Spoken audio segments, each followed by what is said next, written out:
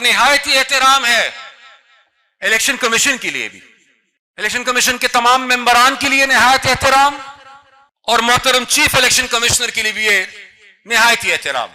लेकिन शायद ये कोशिश की जा रही है कि एक दूसरे पार्टी से उनका इंतखाबी निशान लेने के बाद जो फैसला हो चुका है, शायद अब यह सोचा जा रहा है कि जिस तरह नवाज शरीफ साहब को डिस्क्वालीफाई करने के लिए जहांगीर तरीन साहब को भी डिस्क्वालीफाई करना पड़ा, तो शायद अल्लाह करे यह बात गलत हो, अल्लाह करे यह बेबुनियाद हो, अल्लाह करे यह अफवाह हो, लेकिन इम्कान यह है कि शायद एक फैसले को दुरुस्त साबित करने के लिए यह फैसला किया जाए अवामी नेशनल पार्टी के खिलाफ, जो सरासर आईन और कानून के खिलाफ होगा।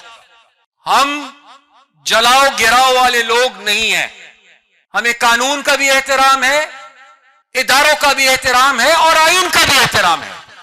लेकिन पिछले 2 इंतखाबात में हमारे खिलाफ जो साजिशें हुई हैं, अगर यह सिलसिला ना रुका तो फिर हम मजबूर होंगे कि हम कोई भी इंतहाई कदम उठाए, इसलिए हमें मजबूर ना किया जाए।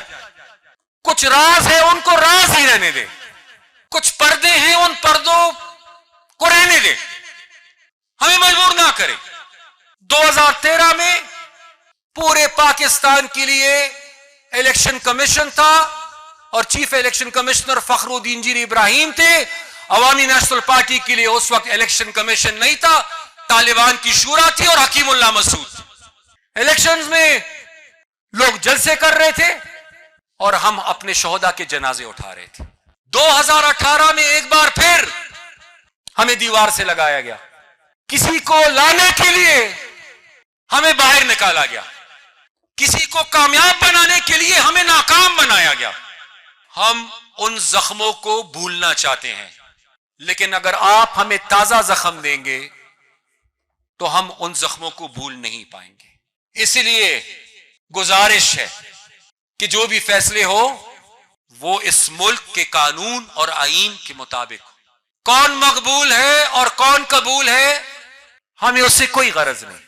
हम ना उस लड़ाई का हिस्सा थे, ना उस लड़ाई का हिस्सा बनना चाहते हैं, लेकिन किसी को यह हक हासिल नहीं कि वो हमसे अवाम की नुमाइंदगी का हक छीने।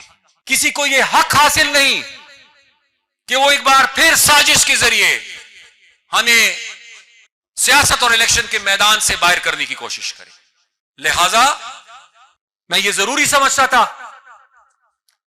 कि मैं अपनी पार्टी का ये पैगाम